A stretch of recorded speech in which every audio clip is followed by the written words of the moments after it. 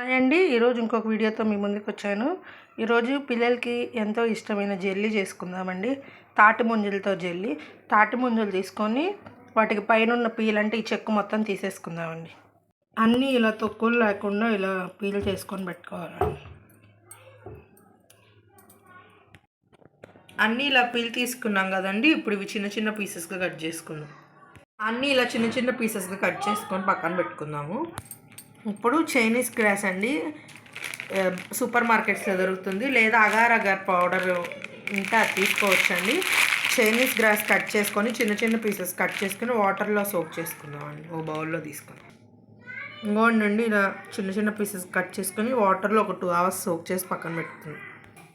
ఇప్పుడు stove on చేసండి. ఒక బౌల్లో వాటర్ బాగా హీట్ చేసుకోవాలండి.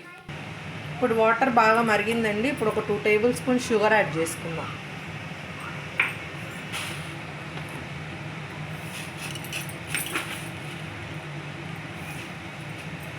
ఇలా షుగర్ అంతా డిజాల్వ్ అయినాకండి ఇందాక మనం సోక్ చేసి పెట్టుకున్న అగార్ అగార్ మిక్చర్ కూడా యాడ్ చేసుకున్నాం.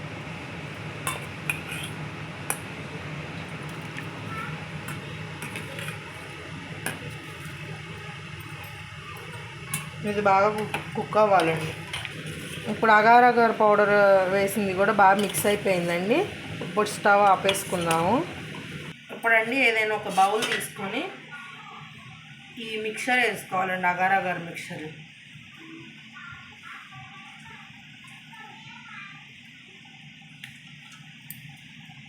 దానిపైన ఇందులో మనం కట్ చేసి పెట్టుకున్న ఐస్ యాపిల్ పీసెస్ యాడ్ చేసుకున్నాం.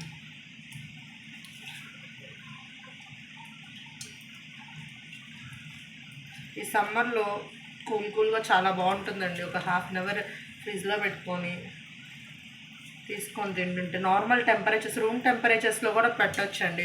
ఒక 1/2 hour ఇలా కదిలీకుండా బయట పెట్టేసినా సెట్ అయిపోతుంది. ఇలా వేసినాక ఇంకొక మళ్ళీ లేయర్ తీసుకో.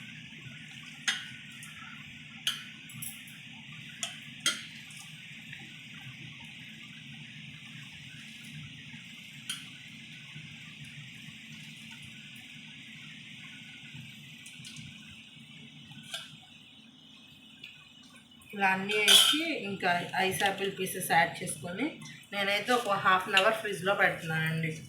ఫ్రిడ్జ్లో పెట్టినాక ఎలా సెట్ అయిందో చూపిస్తాను. ఇందాక మనం ఐస్ యాపిల్ది ఫ్రిడ్జ్లో పెట్టాం కదండి, అది చక్కగా సెట్ అయిపోయిందండి. చూసారు, ఇలా మూవ్ చేస్తుంటే జెల్లీ ఎంత ఈజీగా వస్తుందో. ఇప్పుడు దీన్ని రీమోల్డ్ చేసుకుందామండి. ఫస్ట్ చాకుతో ఇలా సైడ్స్ అనుకుందామండి.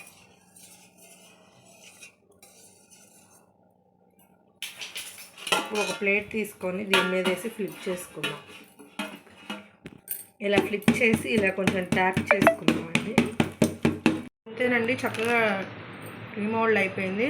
ఎంతో టేస్టీగా ఉండే ఐస్ యాపిల్ జెల్లీ రెడీ అయిపోయిందండి. ఇప్పుడు కట్ చేసుకుందాం.